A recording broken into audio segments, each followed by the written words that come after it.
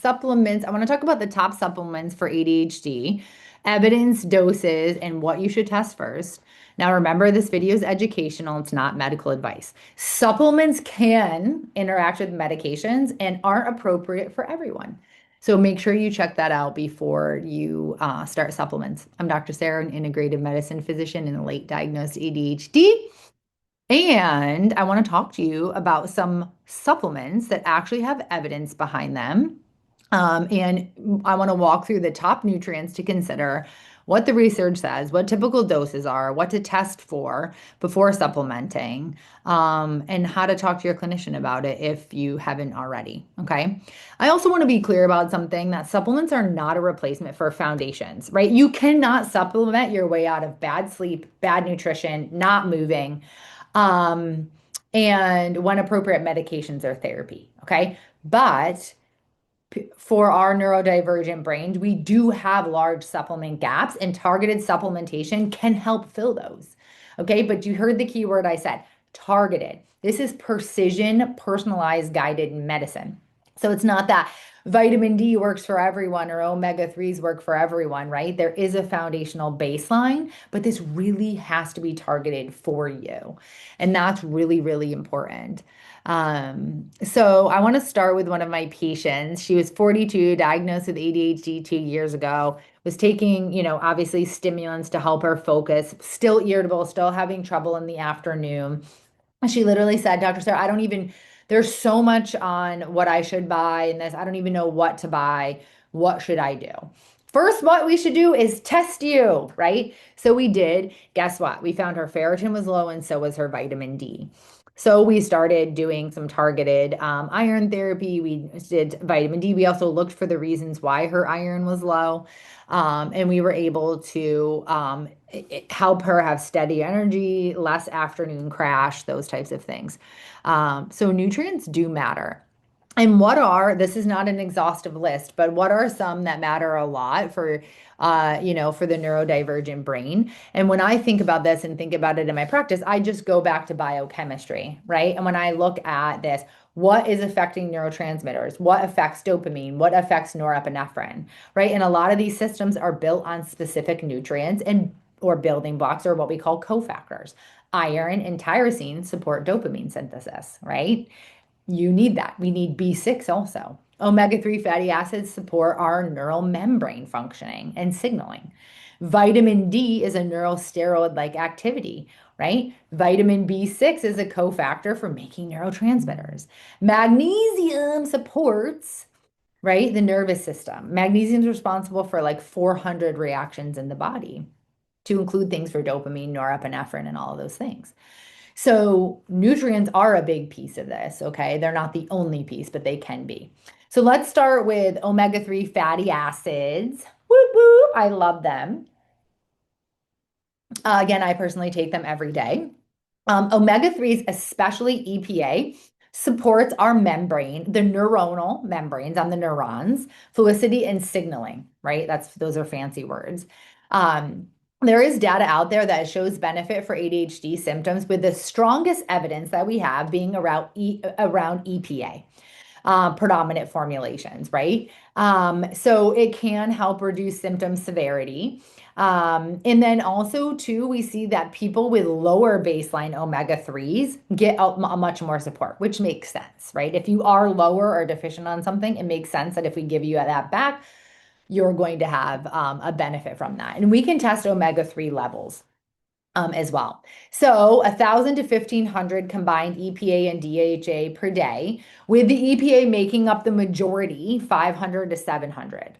All right. When you're looking for a supplement, what are you looking for? These things need to be third-party tested. You cannot be getting your supplements on Amazon. I'm so sorry. Right. NSF, USP, we have got to be safe, because the supplement market is, kind of crazy, right? Obviously, the fish oils are cautioned with bleeding disorders and things like that. So omega-3s, 1,000 to 1,500, EPA and DHA, EPA predominant. Okay. Supplement number 2 is iron, ferritin testing, right? Iron is a cofactor for tyrosine hydrogenase, the rate limiting enzyme in dopamine synthesis. So low iron can reduce dopamine production, which may worsen attention and mood. Okay. So we do know that when we can replace someone's ferritin, and there's data for this, it can improve our ADHD symptoms. Okay. Remembering that ferritin ideal, okay, ferritin is greater than 50, and we want it closer to 70 if possible. But remember, a CBC doesn't just check for that. So you have to have a full iron panel with ferritin. Also, iron is one of the things you should definitely not take blindly, right? Iron overload can actually be an issue and a problem. So please do not just supplement your iron without knowing what your levels are. That's a big, big no-no. Also, ferritin levels that are low especially in neurodivergence, it's not just about supplementation. A lot of times it's figuring out why is that low. And we're not going into that here. I have in other places, go check the Substack. But why is the iron low? Are you not absorbing? What does the gut look like? Are you having heavy periods that we need to, that we need to control? Like, why is the iron not absorbing? That's a big piece of it to figuring out why. But ferritin is huge. And for a lot of neurodivergent women, we have low ferritin. And a lot of that can come from, having heavy periods. We're not eating properly. Our gut is dysbiotic, right? So supplementation is important, but I would argue from a ferritin perspective, even more important is finding out why. Why, right? All the reasons. Supplement number 3 would be vitamin D. Vitamin D actually acts more like a steroid hormone than it does a vitamin, but it has lower vitamin D has been associated with worse ADHD and mood symptoms, which is interesting. Also, lower vitamin D, remember, it works on our immune system. Um, so that part is important as well because we tend to have more autoimmune, more lower immune systems, and that can also be from a gut perspective. So what are we aiming for with vitamin D? Again, we really want to be over that 50 mark, 60, 70 is what I really like. Um, and depending on, you got to test because we got to see where you are. So 1,000 to 2,000 IUs can be great, but if you're really, really low, maybe we supplement you with 5,000 IUs for 12 weeks and then see where you are. Some kind of tips, take your vitamin D with a fat-containing meal. Very important because that actually helps absorb the vitamin D um, easily. And then we have to test it again. Okay. So vitamin D is one of those lower hanging fruits. And just so you know, even if you live in a climate that, you're like, oh, I live in Florida, right? Like you would have to be outside between 1 to 3 p.m. every day, basically naked to get enough vitamin D through your skin. And I don't know if any of you are doing that, but I'm certainly not. Most of us are inside, right? Okay, and then let's talk about magnesium. Magnesium is amazing. It supports nervous system regulation, muscle relaxation. It supports bowel movements. It supports sleep. It supports anxiety. Okay. Um, so magnesium can have significant effect in ADHD. I'll just tell you my own personal history. I had horrible headaches for, all of my 20s and 30s where, I didn't have them every day, but when I would get them, it would be 5 days. It was all this stuff. When I started supplementing magnesium, knock on wood, I haven't had a single one. Now, that also goes to show you that I was probably magnesium deficient, right? And low magnesium was probably the cause for my headache. So, not everyone that has headaches takes magnesium and it's the end all be all, right? Because there is different reasons to have headaches.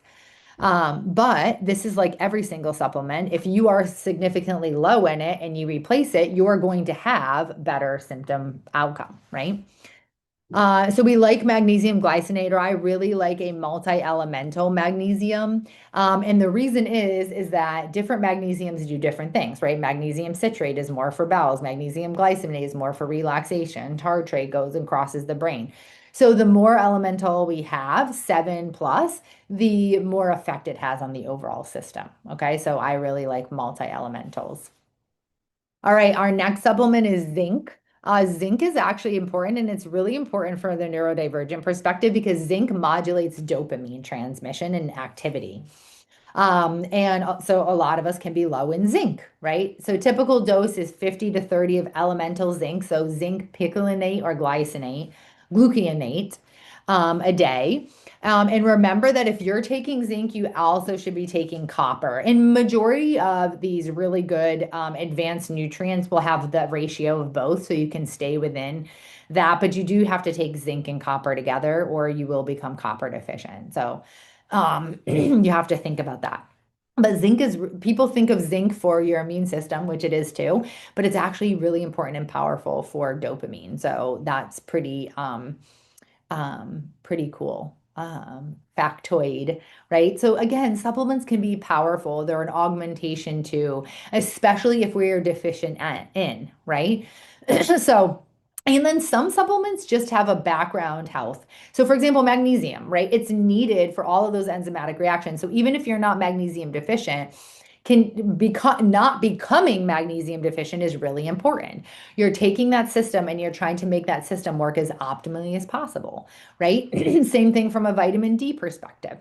We want it for our immune health, for our cardiovascular health, right? We need it in that back baseline doing all those things. Same thing with zinc, right? We need it working on our immune system and those, even if we don't have these big powerful effects from it. So supplementation can be extremely important. But again, you can't out supplement your way from bad sleep. You can't out supplement your way from a cruddy processed food diet. You can't out supplement your way from not moving and moving your body and doing exercise. Okay. So they're a cool adjuncted tool that can have a real, that can be very powerful, but you're not going to just take a handful of supplements and all is well in the world. Sorry, not going to happen. Okay. So get your testing, talk to your provider or physician, and let's get you optimized. Okay? Share this with your friends, talk about it over dinner because that's how change happens. And until next time, stay well.